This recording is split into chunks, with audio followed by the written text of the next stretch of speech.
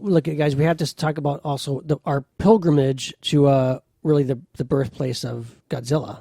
Toho Studios. Right? Studios. Toho Studios. Yeah. I mean, of everything that we did, Sean, I mean, that was the one thing that, I mean, I had to do while I was there.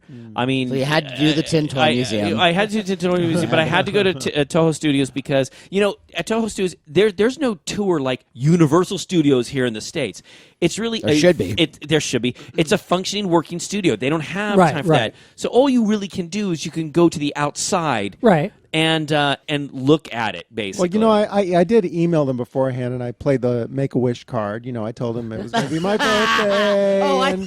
My goal was I wanted to go at least stand in front of the studio where it all started. Luckily, even though we couldn't go in, there's this beautiful, huge mural of Godzilla on one of the walls of the studio. First wall that you see. And we see the Toho Studios. Stage 5. It's fantastic. It's stage 5, and it's basically facing the street.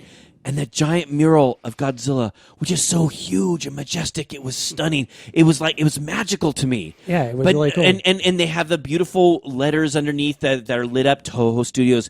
And that's part of it. Seeing that was amazing.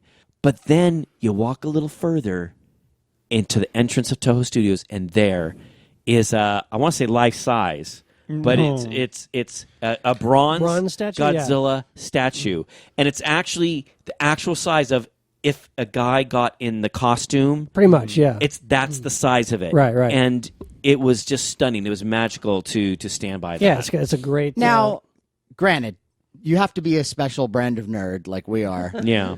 We get very excited about things like a statue in front of a studio we can't get in.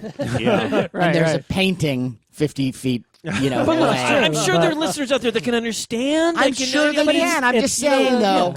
But no, It's no robot restaurant, but it was magical to me. Yeah, it's kind of the equivalent of a tourist coming to L.A. and look the Walk of seeing, Fame or something. or seeing 20th Century Fox Studios. It's also a Hollywood sign. It's a consolation prize for let's face it. Toho knew people were going to come and try to look in.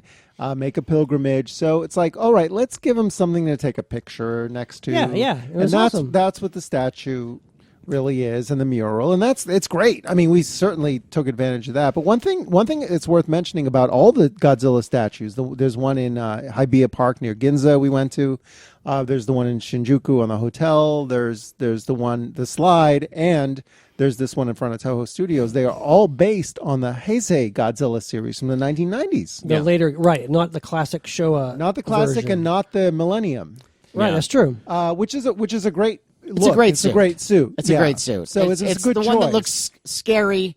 The other ones, granted, are kind of silly looking, but some are. Some You know what I versions, love? There was a real magical moment, though, when we were all there. We're all excited, and we're kind of taking some pictures. We stepped back, and there was a dad. You remember there's a dad that came with his 2 little kids. That's right, The little yeah. boy and little girl. And he goes, oh, and I go, oh, you take picture. Go ahead. And I remember I stepped back, and he took pictures with his 2 little kids, and they were holding on Godzilla. And I got, God, that's a great dad.